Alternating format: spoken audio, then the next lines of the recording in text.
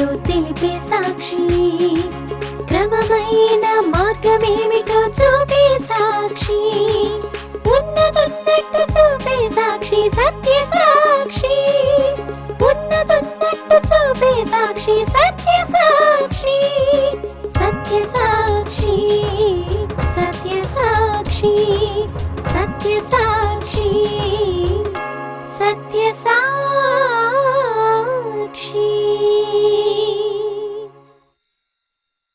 సత్యసాక్షి అను మా టీవీ కార్యక్రమమునకు ప్రేమపూర్వక ఆహ్వానము. ఈ కార్యక్రమంలో క్రైస్తవ సిద్ధాంతాలపై చర్చ మరియు వీక్షకుల ప్రశ్నలకు జవాబులు మీరు చూడగలరు. సత్యసాక్షి.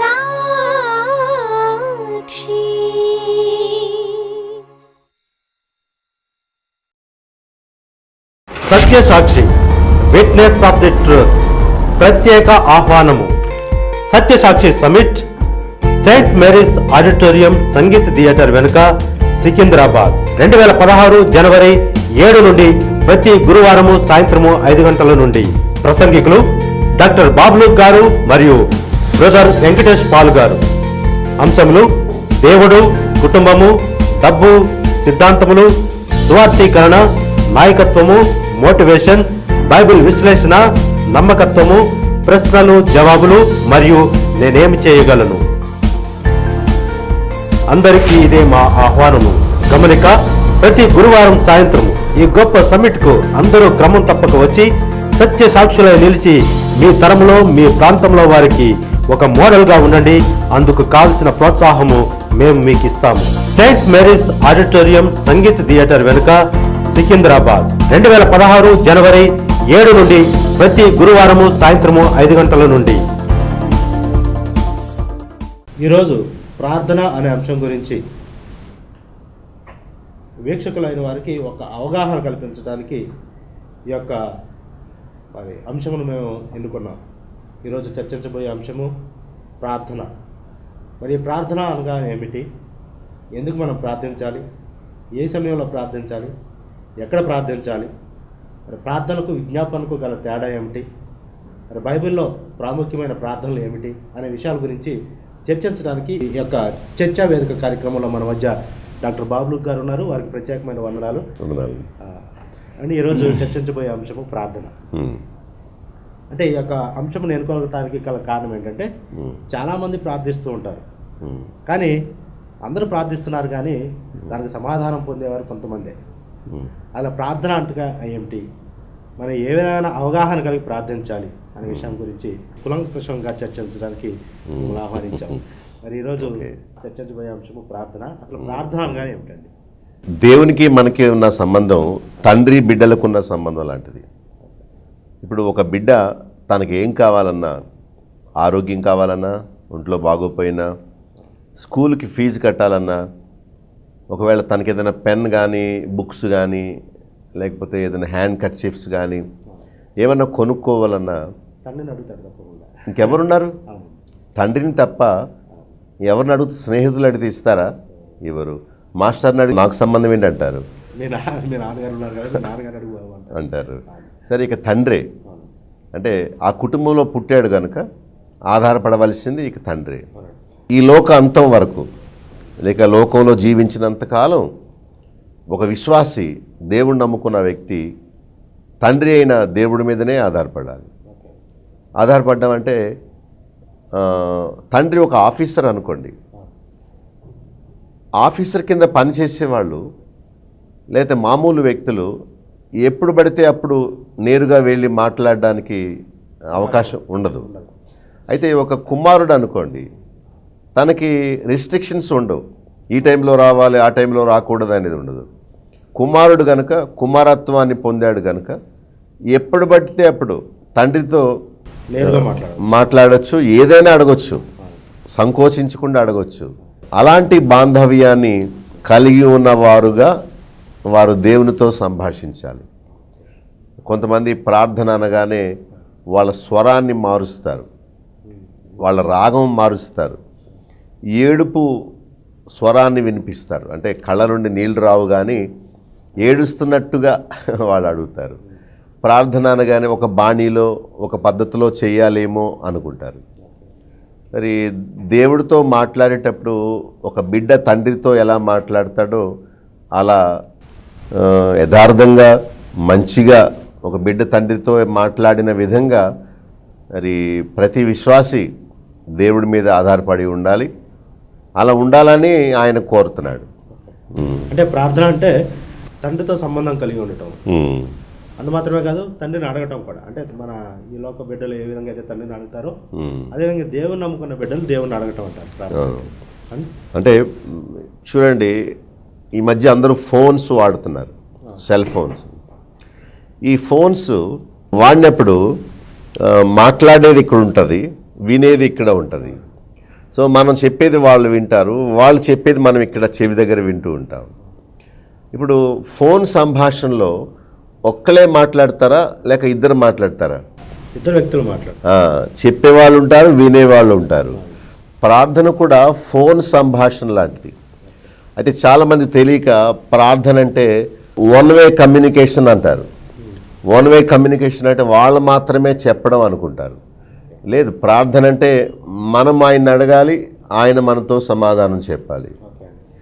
ఫోన్ సంభాషించినప్పుడు ఎలా ఒక విషయాన్ని అవతల వ్యక్తిని అడిగి అవతల వ్యక్తి మాట్లాడినప్పుడు మనం మౌనంగా ఎలా ఉంటామో, అలాగ దేవునితో సంభాషించినప్పుడు కూడా మనం ఆయనకు ప్రార్థన చేసి ఆయన ఇచ్చే జవాబు కోసం మనం మౌనంగా వేచి ఉండడమే ప్రార్థన చేసుకోవడం. ఈ ఫోన్ సంభాషణలో 3 ఉంటాయి: చెప్పేవాడు, వినేవాడు, చెప్పబడే విషయం. సరే, చెప్పేవాడు మనం, వినేవాడు దేవుడు, మరి చెప్పబడే విషయం మన అవసరాలు. అదే సమయంలో ఆయన మాట్లాడుతున్నప్పుడు మనం వినాలి, మనం మాట్లాడుతున్నప్పుడు ఆయన వింటాడు. అంతేగాని ఫోన్లో మీకు నేను ఫోన్ చేశాను అనుకోండి, ఏదో విషయం టకటక చెప్పేసి పెట్టేశాను అనుకోండి, అసలు మీరు విన్నారో లేదో నాకు తెలియాలంటే మీరు సరే అనండి అనాలి కదా. అలాగే ఫోన్ సంభాషణలో మనం అవతల వ్యక్తి జవాబు గురించి వేచి ఉన్నట్టు దేవునితో మాట్లాడినప్పుడు కూడా అవతల వ్యక్తి ఏం చెప్తాడా అని దేవుని మిక్కిలి మెల్లని స్వరాన్ని వినడానికి మనం ఎదురు చూడాలి. అవకాశం దేవునికి ఇస్తే ఆయన మాట్లాడతాడు. అదే ప్రార్థన చేసే విధానం. ప్రార్థన అంటే ఏంటి? ప్రార్థన అంటే దేవునితో మాట్లాడడం, మన అవసరాలు దేవునికి చెప్పుకోవడం. మరి యేసు ప్రభువే చెప్పాడు ఎలా ప్రార్థన చేయాలో. ఒక విషయాన్ని స్పష్టంగా అవతల వ్యక్తికి అర్థం చేయించాలంటే తప్పక ప్రశాంతమైన వాతావరణం ఉండాలి. ఇప్పుడు గోలగోలగా ఉన్నప్పుడు మన ఇద్దరం మాట్లాడుకున్నాం అనుకోండి, ఇద్దరు మాట్లాడుకునే విషయం అర్థం కాదు, ఒకరికొకరికి అర్థం కాదు.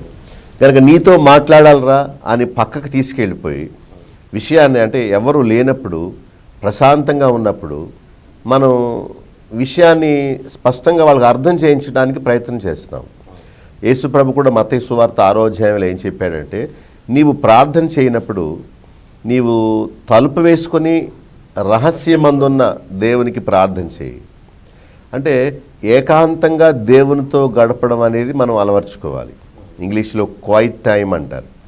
అంటే దేవునితో అన్యోన్యంగా ఏకాంతంగా గడిపే సమయం. దేవుని స్వరాన్ని మనం వినాలంటే మన చుట్టూతా ఉన్న వాతావరణం ఉండాలి. ఒకవేళ గోలగోలగా అల్లరల్లరగా ఉంటే ఎలా అవతల వాళ్ళు చెప్పింది మనకు ఎలా వినిపించదో, అలాగే దేవుని స్వరాన్ని, మిక్కిలి మెల్లని స్వరాన్ని వినాలంటే కూడా మనం ఏకాంతంగా ఉండాలి. ఏకాంతంగా ప్రశాంతంగా నిర్మానుష్యమైన ప్రదేశంలో దేవునితో మాట్లాడడానికి మనం ఉపక్రమించాలి. ప్రభువే చెప్పాడు, నీ ఇంట్లోకి వెళ్ళి తలుపు వేసుకో రహస్యమందున్న దేవుణ్ణి. అంటే దేవునితో మాట్లాడేవాళ్ళు ఇంకా ఎవరి డిస్టర్బెన్సెస్, అభ్యంతరాలు ఏమీ లేకుండా దేవునితో వాళ్ళు మాట్లాడడానికి ఒక ప్రశాంతమైన సమయాన్ని, ప్రశాంతమైన స్థలాన్ని వారు కోరుకోవాలి. ప్రార్థన అంటే ఏంటంటే మనం తగ్గించుకున్నట్టు గుర్తు ప్రార్థన. అంటే మన మీద మనం ఆధారపడకుండా నాకేం తెలియదు, నువ్వేం చెప్తావో అలా చేస్తాను అని, అంటే మోకరించడం, ఇలా పెట్టుకోవడం, లేక ఇలా చేతులు జోడించి కళ్ళు మూసుకోవడం, తల వంచుకోవడం, ఈ భంగిమ ఎలా ఉంటుందంటే దీనత్వాన్ని వ్యక్తపరుస్తుంది. మనల్ని మనం తగ్గించుకున్నట్టు గుర్తు తప్పక ప్రార్థన చేయాలి. అంటే ఒక వ్యక్తికి ప్రార్థించే అలవాటు ఉందంటే అర్థం ఏంటంటే దేవుని మీద ఆధారపడే అలవాటు ఉన్నట్టు మనం గుర్తు చేసుకోవచ్చు. ఇది నిత్యము చేయాల్సిన పని అండి. ప్రార్థన అనేది ఒక విశ్వాసికి శ్వాస లాంటిది. అంటే చాలా సందర్భాల్లో చూస్తూ ఉంటాయి ఏంటంటే ఏదైనా కష్టకాలం వచ్చినప్పుడు దేవుని మీద ఎక్కువ ఆధారపడుతూ ఉంటారు, ప్రార్థన చేస్తూ ఉంటారు. అదే మనం జరిగిపోతున్నప్పుడు మాత్రం గుర్తుకు రాడు. కానీ ప్రార్థన అనేది మాత్రం నిత్యము చేస్తుంది. మనం గత ఎపిసోడ్స్లో చాలా చెప్పుకున్నాం. ఎలా అంటే యేసు ప్రభుని ఒక వైద్యుడుగాను, ఒక ప్లేడర్ గారుగాను, అలాగే దేవుణ్ణి ఏదో అవసరాల కోసం వాడుకోవడం కంటే నిత్యము ఆయనతో సంబంధం కలిగి ఉండడమే ప్రార్థన చేసుకోవడం. అంటే అవసరం వచ్చినప్పుడు కాకుండా ఒక ఇంట్లో ఉన్న భార్య భర్తలు, తండ్రి బిడ్డలు ఎలాగ అస్తమానం మాట్లాడుకుంటూ ఉంటారో అలాంటి డైరెక్ట్ యాక్సెస్ మనకి దేవునితో ఉండాలనేది దేవుడు కోరుతున్నాడు. యాకోబు 4:8 ఒక మంచి మాట ఉంది, మీరు దేవుని యొద్దకు రండి, ఆయన మీ యొద్దకు వచ్చును అని. అంటే మనము ఆయన్ని కలుసుకోవడానికి ఆయన దగ్గరికి వెళితే ఆయన కూడా మనల్ని కలుసుకోవడానికి మన దగ్గరికి వస్తున్నాడు. అంటే ప్రార్థన అనేది దేవుణ్ణి మనల్ని ఐక్యపరుస్తుంది, ఏకం చేస్తుంది, అనుసంధానం చేస్తుంది. మరి ఫిలిప్పి 4వ అధ్యాయం చూడండి. దేనిని గురించి చింతపడకుడు కానీ ప్రతి విషయంలోను ప్రార్థన విజ్ఞాపనముల చేత కృతజ్ఞతాపూర్వకంగా మీ విన్నపములు దేవునికి తెలియజేయండి. చేయకూడని పని ఒకటి ఉంది, చేయవలసిన పని ఒకటి ఉంది. చేయకూడదు ఏంటి? చింతపడకుడు. అంటే దేని గురించి చింతించొద్దు, కానీ మీ అవసరాల గురించి చింతిస్తారు కదా, మీరు చింతించటం మానేసి మీ విన్నపాలు దేవునికి తెలియచేయండి. అంటే పౌలు ఫిలిప్పిలో ఉన్న విశ్వాసులకు ఇచ్చే హెచ్చరిక అనమాట. Don't worry about anything. దేని గురించి విచారించొద్దు. అంటే విచారించటం వల్ల నీవేం మేలు పొందలేవు. ఆలోచించటం వేరు, విచారించటం వేరు. కనుక పౌలు పలికిన మాట ఏంటంటే do not worry or do not get worried about just anything. దేనిని గురించి ఏం చేయకూడదు? చింతపడదు. అంటే చింతించేవారు ప్రార్థన చేయరు, ప్రార్థన చేసేవారు చింతించరు. చింతిస్తున్నారంటే ఇక దేవుని మీద ఆధారపడినట్టే. చింతించటం మానేసి ప్రార్థన చేయాలి. పేతురు అంటాడు, ఆయన మిమ్మల్ని గురించి చింతించుచున్నాడు కనుక మీ చింత యావత్తు ఆయన మీద వేయండి. కనుక చింత ఆయన మీద వేయడం అంటే ప్రార్థన చేసుకోవడం. మరి చింతలు మాని ప్రార్థన చేయాలి. మరి ప్రార్థన అంటే దేవుని వైపు చూడడం. అందుకనే కీర్తన 121లో కొండల తట్టు నా కనులెత్తుచున్నాను, నాకు సహాయం ఎక్కడి నుండి వచ్చును అని అంటాడు. అంటే కొండల తట్టు కనులెత్తడం అంటే దేవుడు పైన ఉంటాడు, ఆకాశం మందు ఉన్నాడు. కొండలు పైన ఉంటాయి, కింద ఉంటాయి, పైన. కనుక ఇలా చూడడం, దేవుడా ఎక్కడున్నావు, నన్ను ఆదుకోవా, నాకు సహాయం చేయవా అని అలా అనడం. చింత మాని ప్రార్థన చేయాలని తెలుసుకున్నాం. ప్రార్థన అంటే ఏంటంటే మన భారాలు మనమే మోసుకోవడం కంటే దేవుని మీద మోపడం. చెప్పినట్టు ఒక పెట్టి ఒకటి తయారు చేసుకోవాలి. ఆ పెట్టి మీద చింతల పెట్టి అని రాసుకోవాలి. చింతపిక్కల పెట్టి కాదు, చింతల పెట్టి. కనుక మన అవసరాలన్నీ కాగితం మీద రాసి దానిలో వేసేసేయాలి. ఏదో బాక్సులు చింతల పెట్టిలో వేసేయాలి. ఒకవేళ జుట్టు రాలిపోతుంది అనుకోండి, చింతించడం మానేసి నా జుట్టు రాలిపోతుంది అని ఆ బాక్స్లో వేసేయాలి. మరి పిల్లలు చెప్పిన మాట వింటలేదు అనుకోండి, పిల్లలు అవిధేయులుగా ఉంటున్నారు, మడతపెట్టి దానిలో వేసేసేయాలి. ఒక 15 రోజులు ఇలా ప్రార్థన చేసి మన చింతలన్నీ ఆ పెట్టిలో వేసి, చింతల పెట్టిలో వేసి, అలా 15 రోజుల తర్వాత ఆ బాక్స్ తీసామనుకోండి, అవన్నీ ఒక్కొక్కటి మనం చదవడం మొదలు పెట్టామనుకోండి, అవన్నీ ప్రార్థన చేసి దానిలో వేసాం కనుక తీరిందో తెలిసిపోతుంది. ఇవన్నీ టిక్ పెట్టేయచ్చు, ఇవన్నీ అయిపోయినాయి. ఇంట్లో నాకు ఒక బుక్ ఉందండి. ఆ పుస్తకంలో నా అవసరాలన్నీ రాసుకుంటాను. ఇంకొక పేజీలో ఏం చేస్తానంటే ఏవేవి నెరవేరిపోయినాయో చూస్తాను.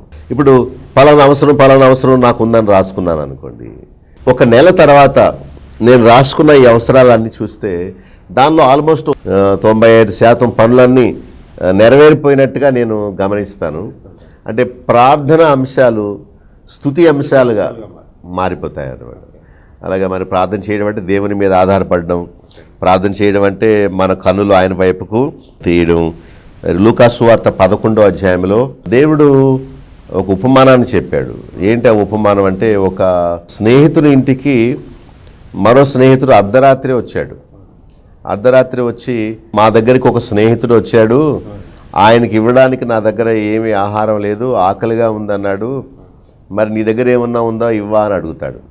అప్పుడు అతను, నేను పడుకున్నాను, పడుకున్నారు, నేను ఇప్పుడు లేచి ఇవ్వలేను అని అనకుండా ఏం చేస్తారంటే లేచి అతనికి కావాల్సినవన్నీ ఇస్తాడు. ఇది అర్ధరాత్రి స్నేహితుడు అనే ఉపమానం. అలాగే యేసుప్రభు ఈ ఉపమానం ఎందుకు చెప్పాడంటే, నేను కూడా మీకు స్నేహితుడు లాంటి వాడిని. ఆ స్నేహితుడు చెప్పకుండా సడన్గా వచ్చినట్టు మీకు కూడా ఎన్నో అవసరాలు అకస్మాత్తుగా వస్తూ ఉంటాయి. ఆపదో, ఆర్థిక ఇబ్బందో, లేక అనారోగ్యమో ఏదో ఒకటి అనుకోకుండా వస్తుంది.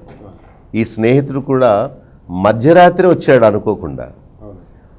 అతనికి పెట్టడానికి ఏమీ లేవు. ఇదే ఇబ్బంది అంటే.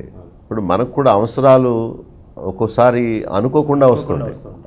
అప్పుడు మనం కంగారు పడతాం, ఏం చేయాలా అని. ఒక అతిథి వచ్చాడు మన ఇంటికి, మరి భోజనం పెట్టండి, నేను చాలా ఆకలిగా ఉన్నాను అన్నాడు. మన ఇంట్లో ఏమీ లేవనుకోండి, ఇప్పుడు బియ్యం ఉండొచ్చు, వండి పెట్టాలంటే ఒక గంట టైం పడుద్ది అర్ధరాత్రి సమయంలో.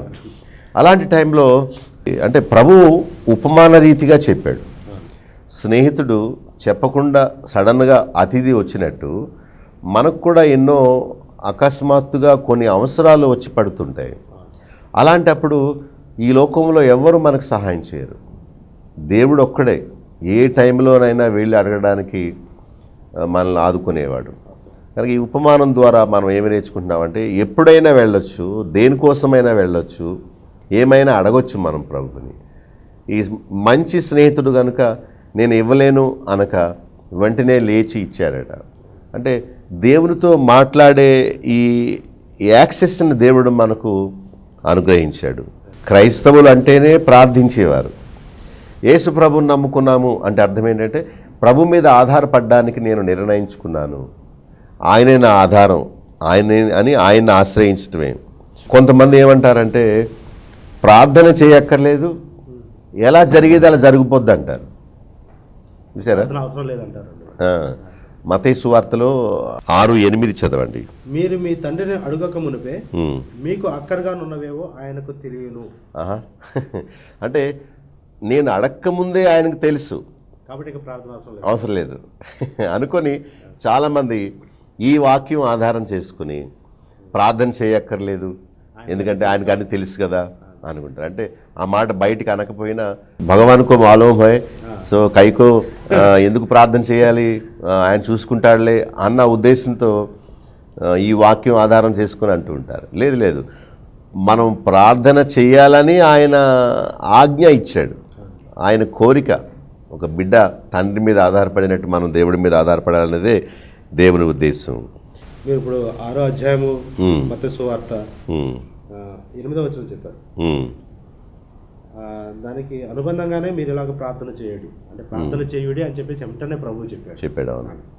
అంటే ఏదో మనకు అక్కడికి ఉన్నదేవో ప్రభువు సమస్తం తెలుసు, దేవునికి సమస్తం తెలుసు కాబట్టి అడగకుండా దేవుడు మొత్తం మనకు తీర్చేస్తాడనే భావన అనేది తప్పు.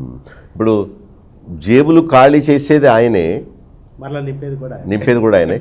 మనం జేబులు ఖాళీ అయినప్పుడు మనం ఎలా స్పందిస్తామో ఆయన చూస్తాడు. ఆయన మీద ఆధారపడతామో లేదు. అంటే బలహీనత కలిగించి అప్పుడు ప్రభువా నీ సహాయం చేయవా అని మనం ఆయన మీద ఆధారపడతామో లేదో చూడటానికి ఆయన కొన్నిసార్లు మనల్ని విడిచిపెడుతూ ఉంటాడు. ఆయనకి ఎలా తెలుసు కదా మనం ఆయన ఊరకుండక, ఆయనకు తెలుసు అయినా మనం ఆయన అడగాలి. ఫిలిప్పు అనే భక్తుడు, ఆయన శిష్యుడు, ప్రభు రొట్టెలు పంచిపెట్టినప్పుడు ఈ మధ్య మనం చదువుకున్నాం, ఏం చెయ్యాలో ఆయనకు తెలుసుండి కూడా ఫిలిప్పు ఇంతమందికి పంచిపెట్టడానికి రొట్టెలేయి అని అడిగాడు. దానిని బట్టి మనకు ఏమర్థం అవుతుందంటే, ఆయనకు తెలుసు మన అవసరం ఏదో, అయితే మనం ఆయన మీద ఆధారపడతామో లేదో పరీక్ష చేయడానికి ఆయన వేచి ఉంటాడు. అడగాలి కదా, ఏదో సామెత ఉంది, అడగకుండా అమ్మ కూడా పెట్టదట. అదో పద్ధతి అండి, మనం అడగాలి, ఆయన ఇవ్వాలి.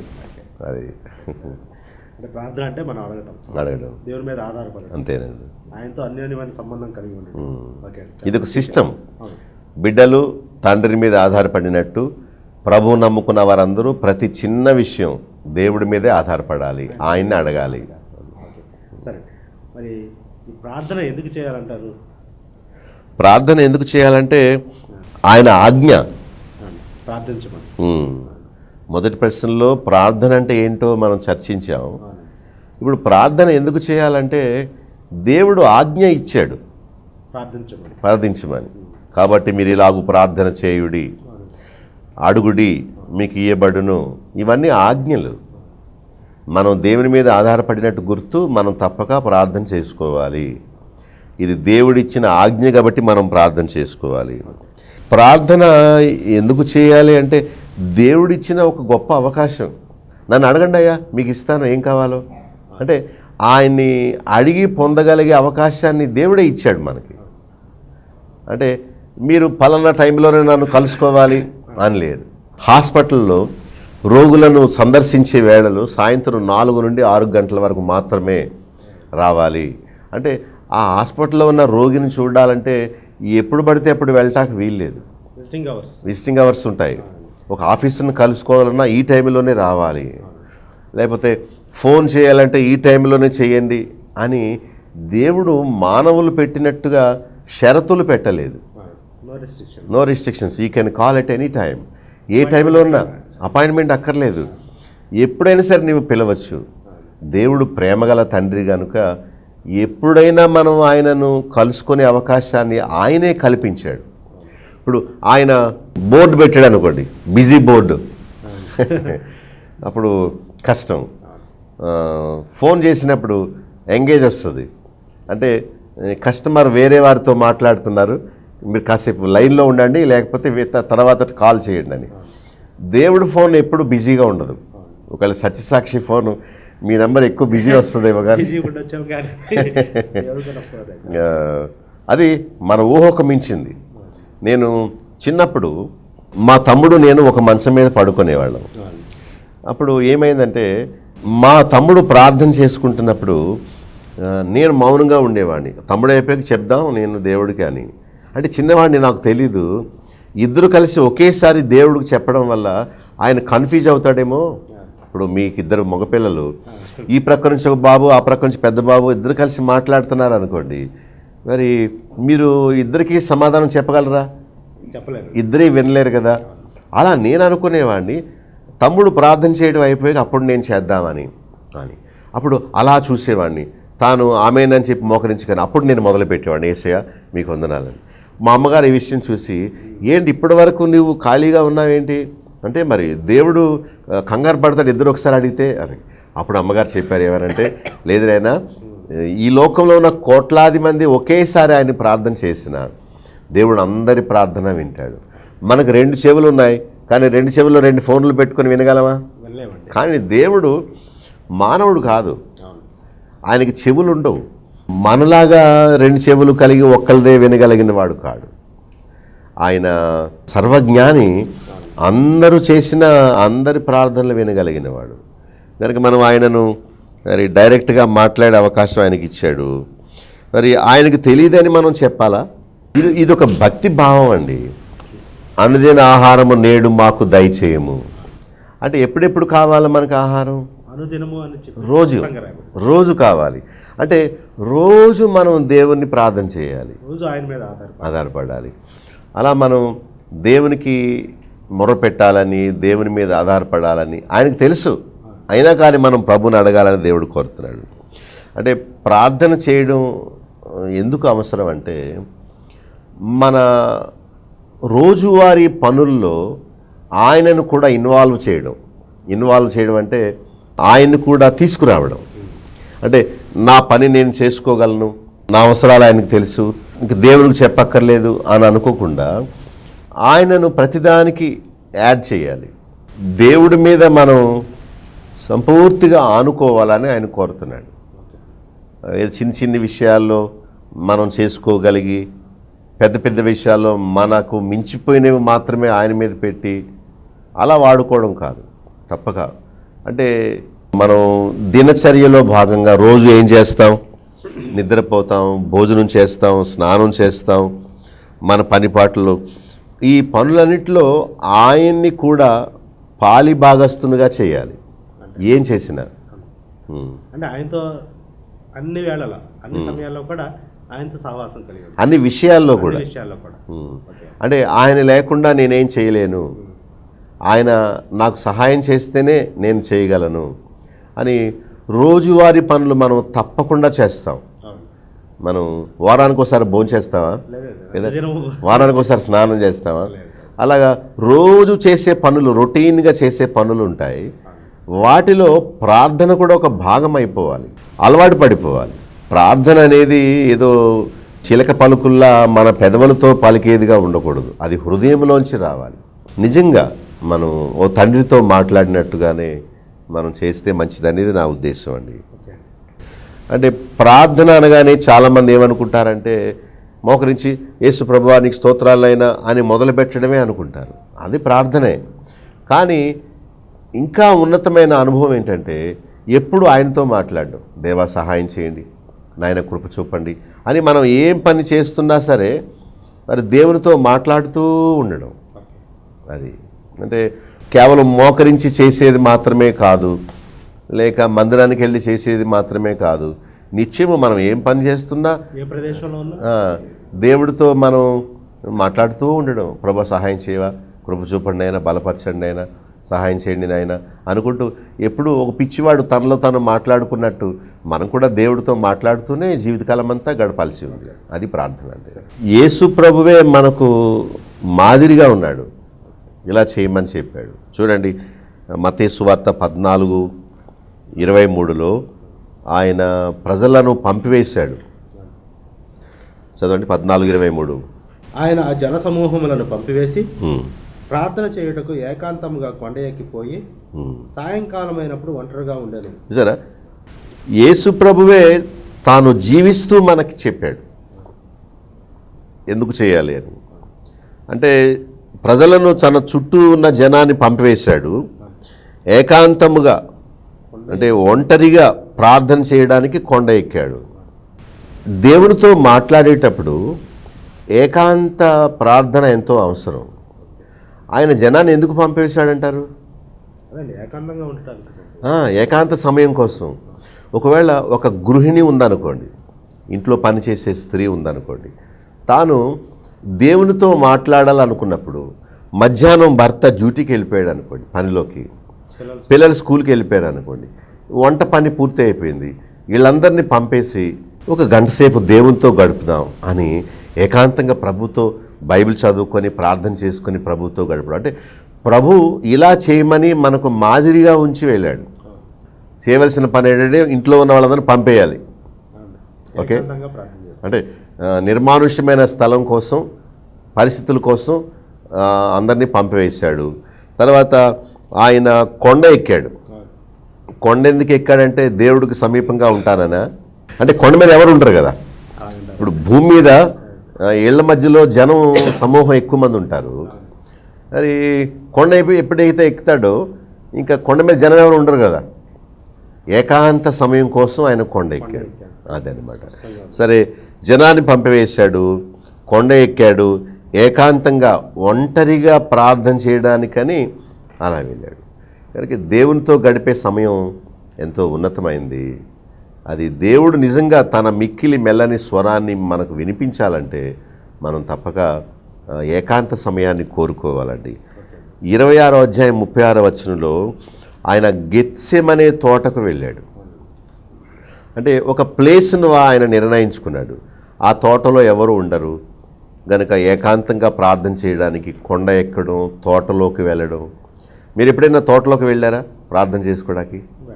వెళ్ళలేదు. ఒక ఆమె, నేను వెళ్ళి ఇంటికి వెళ్ళి అమ్మా ఎవరున్నారు లోపల అని అడుగుతున్నాను.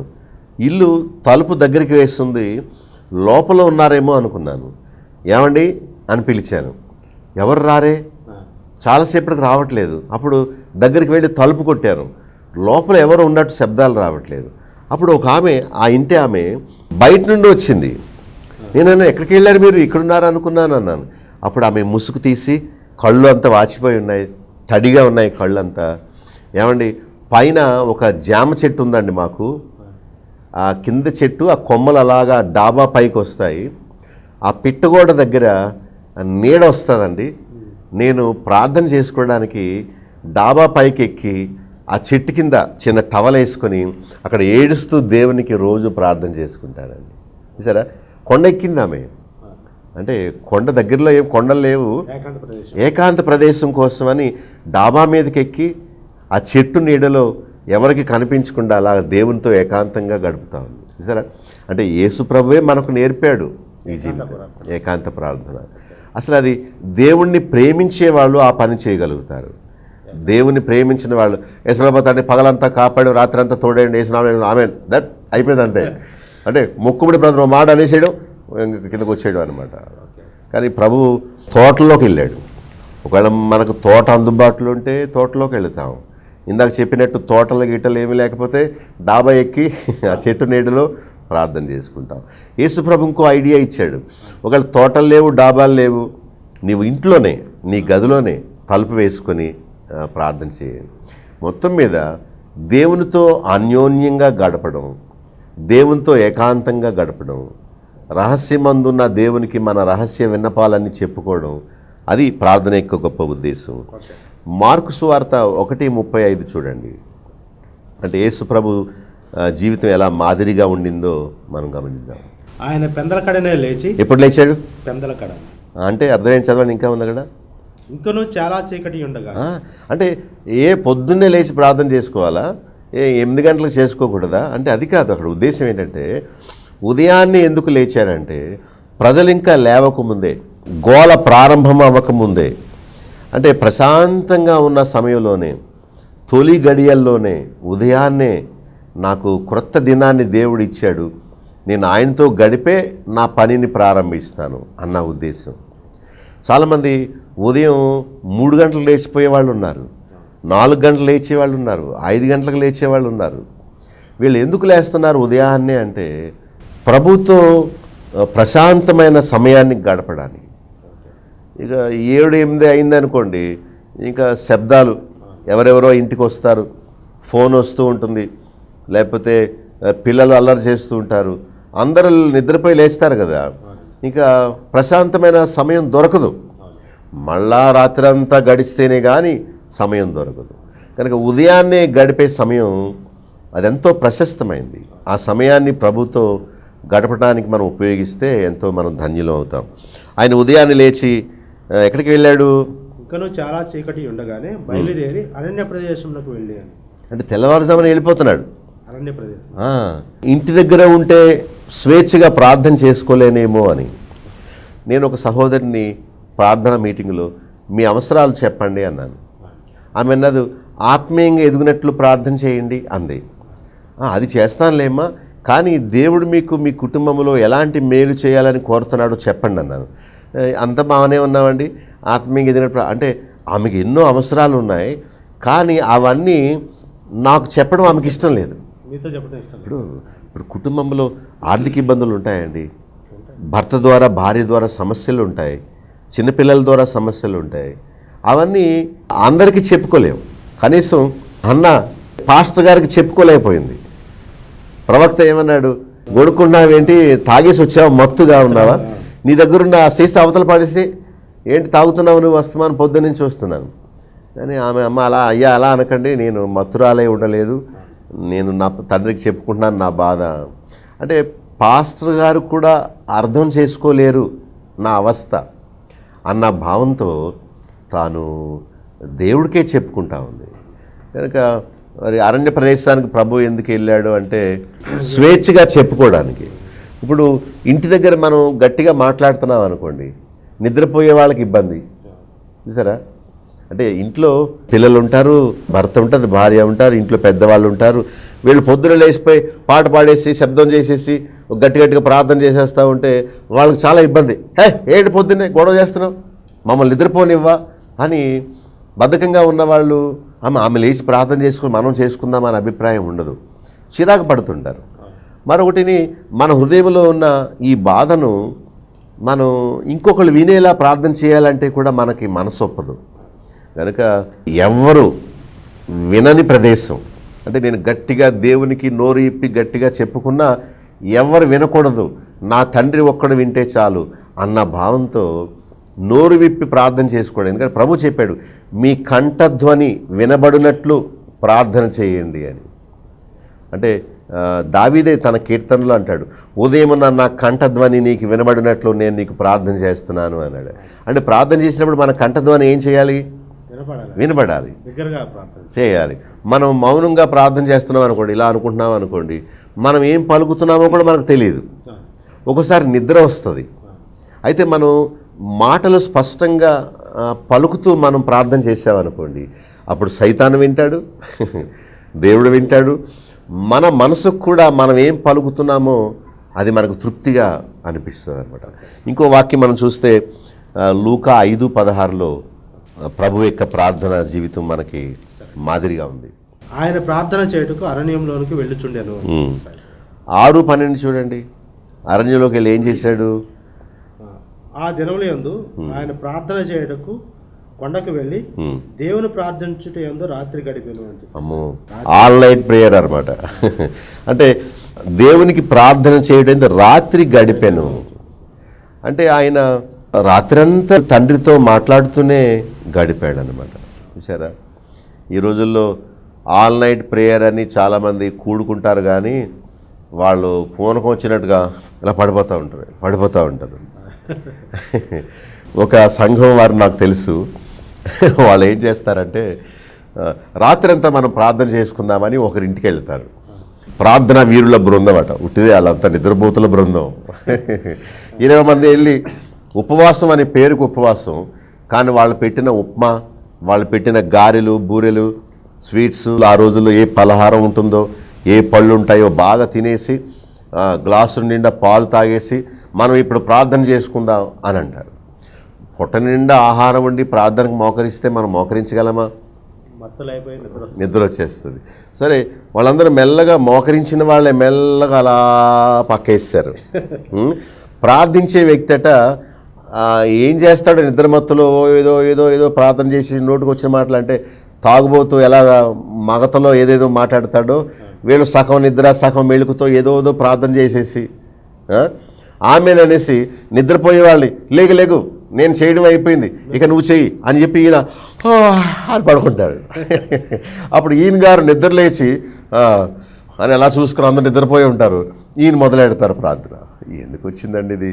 ప్రార్థన చేస్తే అందరూ వినాలి, అందరూ ఆమెన్ అనాలి, లేకపోతే మానేయాలి.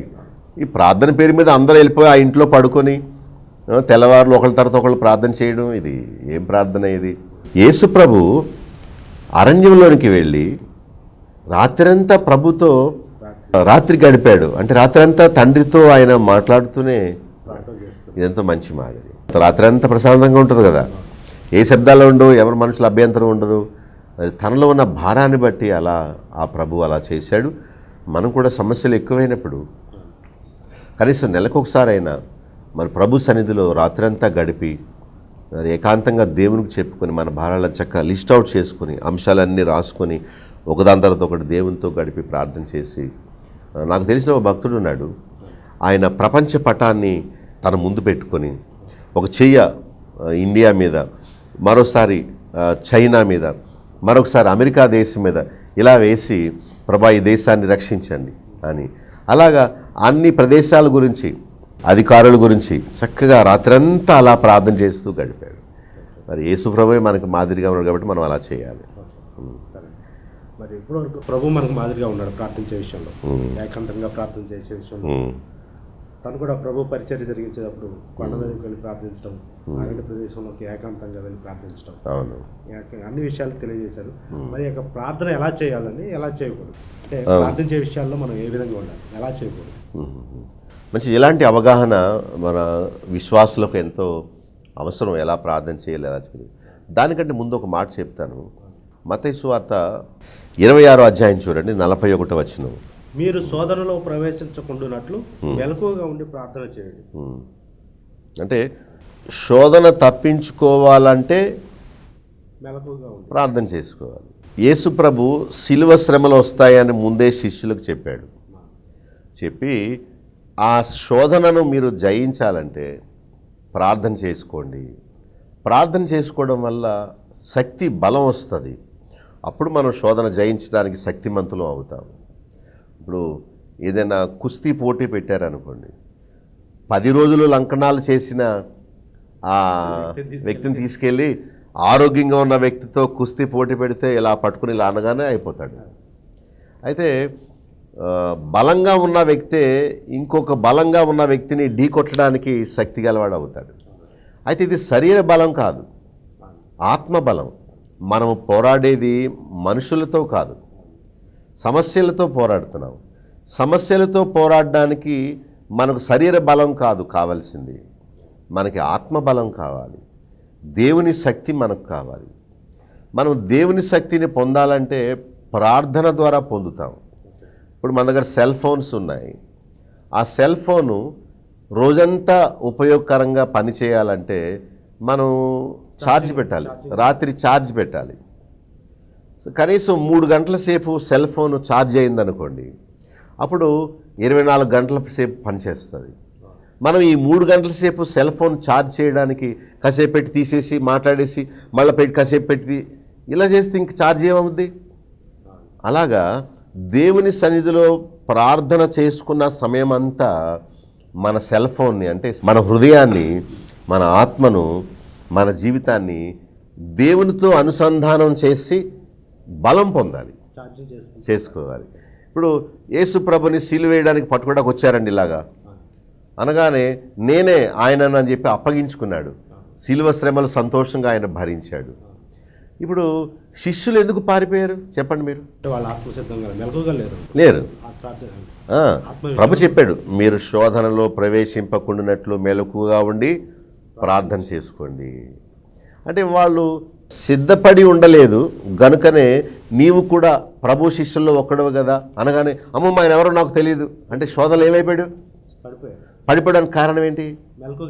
ప్రార్థన చేసుకోలేదు.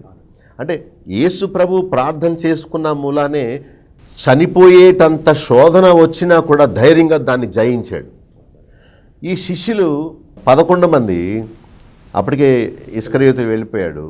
వీళ్ళు ప్రార్థన చేసుకోలేదు, బలం పొందలేదు కనుక చిన్న అమ్మాయి వచ్చి నీవు కూడా ప్రభు శిష్యులు ఒకడవే కదా అని చిన్న శోధన అనగానే పడిపోయాడు, నాకు తెలియదని. అక్కడ ఏమని రాస్తుందంటే ఒక్కడు మిగలడు, అందరూ పారిపోయారట. మనం కూడా శోధనలో నిలదొక్కుని ధైర్యంగా సమస్యను ఎదుర్కోవాలంటే శక్తి ఉండాలి. కొంతమంది బీపీ పెరిగిపోద్ది, షుగర్ పెరిగిపోద్ది, గుండె దాడి వచ్చేస్తుంది, గుండెలో నొప్పి వచ్చేస్తుంది. ఏదైనా దుర్వార్త వినినప్పుడు, ఏదైనా గొడవ జరిగినప్పుడు వాళ్ళు తట్టుకోలేరు, వాళ్ళకి కంగారు వచ్చేస్తుంది.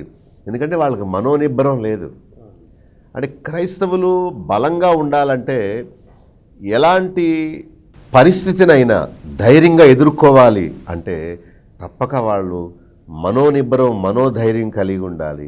అది కేవలం దేవునితో ఎక్కువసేపు ప్రార్థన చేసుకోవడం వల్లనే వస్తుంది. ప్రభు చెప్పాడు చూడండి, ఆయన చిత్తం తెలుసుకొనుటకు మనం శోధన తప్పించుకోవాలంటే ప్రార్థన చేయాలి. రోగంలో ఆరోగ్యం కొరకు, అది దేవునితో అన్యోన్యత కొరకు, మనోబలం కొరకు, పశ్చాత్తాపం కొరకు, క్షమాపణ కొరకు, విడుదల కొరకు, బలం కొరకు తప్పక మనం ప్రార్థన చేసుకోవాలి. అయితే అంటే ఇప్పుడు మెలకుగా ఉండి ప్రార్థన చేయండి అని చెప్పేసి, అంటే మెలకుగా అంటే దానికి సరి అని అర్థం అంటే నిద్రపోకుండా అని అర్థం అండి, లేకపోతే మెలకుగా అంటే మన ఆత్మపరంగా మెలకుగా ఉండటం అంటే? మెలకుగా ఉండడం అంటే జ్ఞానంగా ఉండడం, చురుకుగా ఉండడం. మెలకుగా అంటే కళ్ళు తెరుచుకుని ఎలా చూడడం కాదు. మెలకు అంటే నాకు ఎలాంటి సమస్య ఉంది, నేను ఇప్పుడు ఏం చేయాలి, మరి నేను దాన్ని ఎలా ఎదుర్కోవాలి అని. నిద్రామత్తు అంటే దాన్ని ఏమంటారు, లెక్కలేనితనంగా ఉండడం. ఇప్పుడు మన మీదకి సమస్య ఉప్పెన వలె వచ్చేస్తుంది అనుకోండి, మనం త్వరగా తప్పించుకోవడానికి ప్రయత్నం చేయాలా, లేకపోతే ఆవలిస్తూ ఏంటి ఎక్కడ పెట్టాను సామాను మెల్లగా తీస్తాడు, ఇప్పుడు వచ్చేస్తుంది, మనల్ని ముంచేస్తుంది. తప్పించుకునేవాడు చాలా చురుకుగా తప్పించుకోవాలి, చాలా మెళుకుగా ఉండాలి. అందుకని ప్రభు ఏమన్నాడంటే పాముల వలె మీరు వివేకంగా ఉండండి, పావురాల వలె నిష్కపటంగా ఉండండి. పాము అనగానే అమ్మ నన్ను చూస్తారు అనుకుంటుంది, అది కర్రేది అనగానే అది ఎప్పుడు వెళ్ళిపోతుందో వెళ్ళిపోతుంది. మనోళ్ళు తెలియక ఇంకా ఆ కర్రల పైకెత్తి ఇదిగో ఇక్కడ ఉంది షూ షూ ఇలా ఇలా ఇలా అంటూ ఉంటారు. అది ఎప్పుడో అక్కడికి వెళ్ళిపోయి ఆ రంధ్రంలో చూస్తాడు, పిచ్చోళ్ళు అక్కడ వెతుక్కుంటున్నారు ఇక్కడికి వచ్చేసానని. అంటే ఎంత మెళుకుగా లేకపోతే, ఎంత చురుకుగా లేకపోతే తప్పించుకుంటుంది. అలాగే రాబోయేటువంటి శ్రమను, ఆపదను, సమస్యను మనం ఎంతో మెళుకుగా ఉండి, మత్తుగా ఉండక చురుకుగా ఉండి, మెళుకుగా ఉండి ప్రార్థన బలంతో మనం సంసిద్ధులై ఆ సమస్యను ఎదుర్కొనడానికి శక్తివంతులు అవ్వాలనేది ప్రభుకే ఉద్దేశం. ఇప్పుడు మీరు అడిగిన ప్రశ్న ఏంటంటే ప్రార్థన చేయాలి, ఎలా చేయాలి, ఎలా చేయకూడదు. అంటే ప్రార్థించే అవకాశం ఉంది కదా అని మనము వాగేయకూడదు. ప్రభు చెప్పాడు, మీరు విస్తరించి మాట్లాడుట వలన మీ మొర చేరుతుంది అని అనుకోకండి. కొంతమంది శ్రోతలు గమనించండి, లింకు ప్రార్థన అని మొదలుపెట్టారు. లింక్ అంటే గొలుసు ప్రార్థన అని మొదలుపెట్టారు. గొలుసు ప్రార్థన అంటే అర్థం ఏంటంటే, ఇందాక చెప్పానే, ఒకళ్ళు నిద్రపోయి ఒకళ్ళు ప్రార్థన చేసి నువ్వు లేగు నా ప్రార్థన ఏది లేగు అని ఒకళ్ళ తర్వాత ఒకళ్ళు, ఒకళ్ళ తర్వాత ఒకళ్ళు, ఒకళ్ళ తర్వాత ఒకళ్ళు లింక్గా గొలుసుగా ప్రార్థన ఎవరు చెప్పారండి ఇలా? అసలు గొలుసు ప్రార్థన అనేది బైబిల్లో లేదు. ఎడతెగక ప్రార్థన చేయడం అంటే ఎడం తప్పకుండా, క్రమం తప్పకుండా. ఇప్పుడు మీరు అస్తమాను ప్రార్థన చేసుకుంటూనే ఉంటే మీరు ఇక పనులు ఏం చేసుకుంటారు? మీ కాలకృత్యాలు ఏం తీర్చుకుంటారు?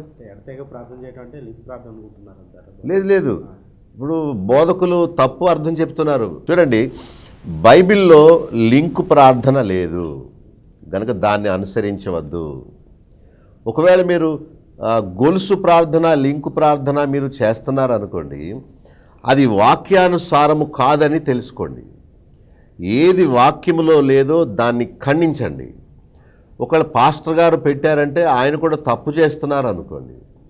ఎడతెగక ప్రార్థించమని ఉంది కదా అంటే క్రమం తప్పకుండా ప్రార్థన చేయు.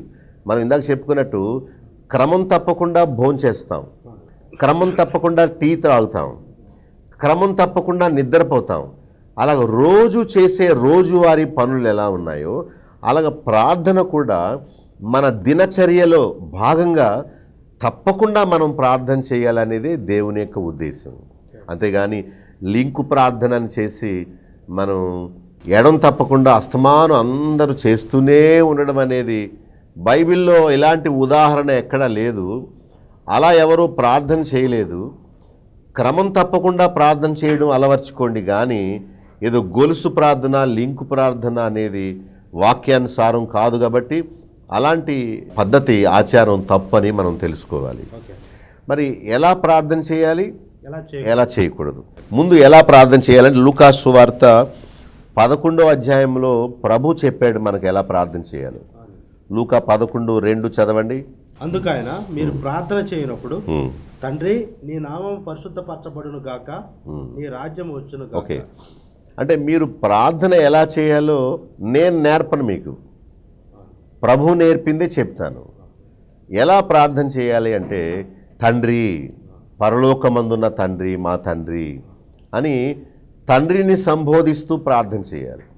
చాలామంది ప్రార్థన అనగానే యేసు ప్రభువా మీకు స్తోత్రాలు అని మొదలు పెడతారు. అది కరెక్ట్ కాదు. తండ్రి, పరిశుద్ధుడైన మా తండ్రి, పరలోకమందున్న మా తండ్రి, తండ్రివైన మా దేవా అని తండ్రి అని సంబోధిస్తూ ప్రారంభించాలి.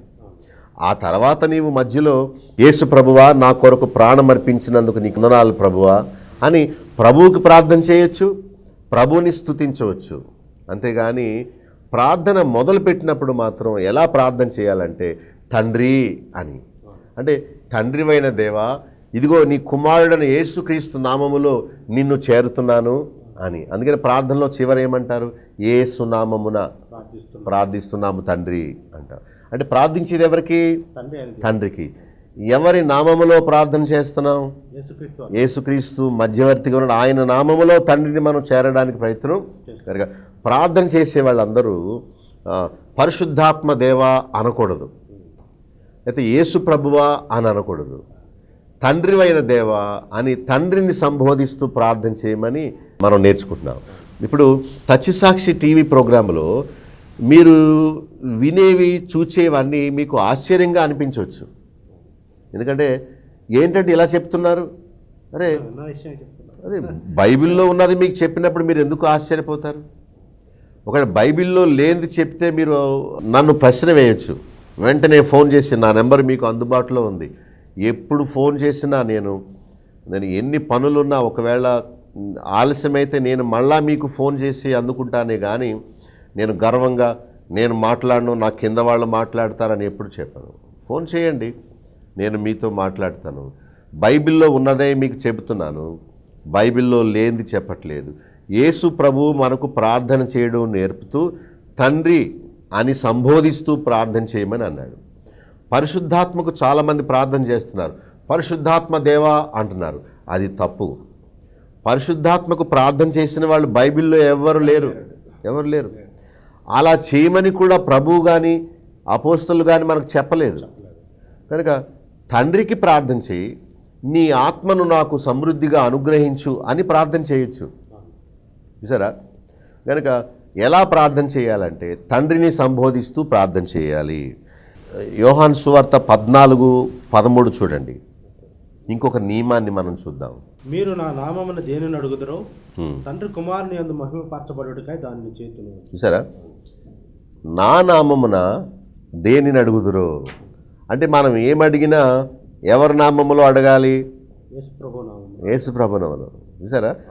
ఈ పద్ధతిని దేవుడే మనకు పెట్టాడు కనుక యేసు నామమున నిన్ను ప్రార్థిస్తున్నాను అని మనం ప్రార్థిస్తే దేవుడు తప్పక ఇస్తాడు. అంటే యేసు ప్రభు నామములో మనం అడిగితే తప్పక ఇస్తాననే వాగ్దానం మనకుంది కనుక ధైర్యంగా ఆ పని మనం చేయాలి. కనుక తండ్రిని సంబోధిస్తూ ప్రార్థించాలి, యేసు ప్రభు నామములో మనం ప్రార్థన చేయాలి. యోహాను రాసిన మొదటి పత్రిక 5వ అధ్యాయం చూడండి, 14వ వచనం. ఆయనను బట్టి మనకు కలిగిన ధైర్యం ఏదనగా ఆయన చిత్తానుసారముగా మనం ఏది అడిగినను ఆయన మన మనవి ఆలకించునన్నది. Very good. ఎలా అడగాలి చెప్పండి మీరు ఈ వాక్య ప్రకారం? ఆయన చిత్తానుసారం. ఓకే, వింటున్నారా?